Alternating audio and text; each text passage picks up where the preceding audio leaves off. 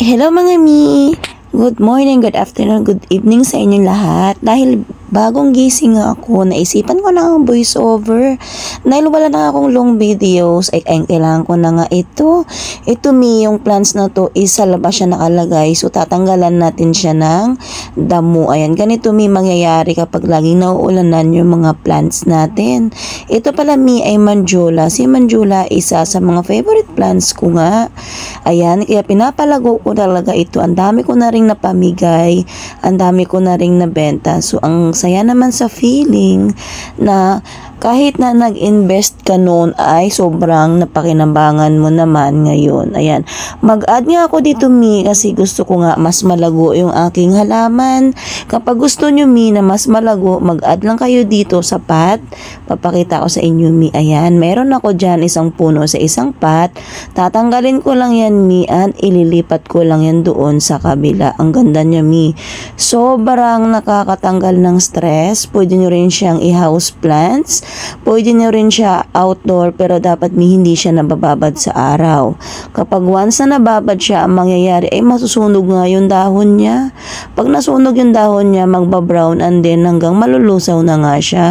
Ginamitan ko na nga ng ganito mi para mas mabilis baka nga maputol. Ang gamit kong soil dyan mi ay rice hull and soil.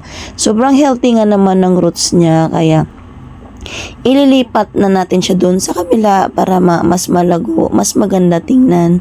Gusto niya ba mi yung malago at mas maganda tingnan? Ito lang yung gagawin nyo. Ayan.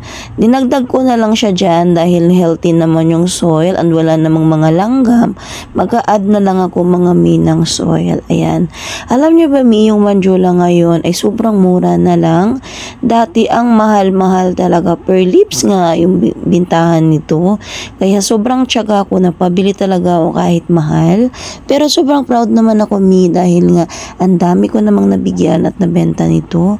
Napaparami ko siya ng ganito dahil gustong gusto ko nga siya mga mi. Talian ko lang dyan para nga kapag yan ay maging stable na, meron na siyang way na gagapangan at hindi na siya kung saan-saan. Mas malago, mas maganda tingnan. Straw nga lang mga mi yung gamit ko sa pagdali dyan para nga mas maayos. Huwag natin mi gamitan ng hard kasi nasasakal nga yung kanyang stem. Ayan. Alam niyo ba mi, si Manjula ang ganda din ng dahon nito. Para siyang papel na makapal. Hindi siya tulad ng ibang photos na malambot. Ayan. Sobrang ganda na. Hindi pa nga siya stable. Ayan. Thank you for watching everyone. Bye!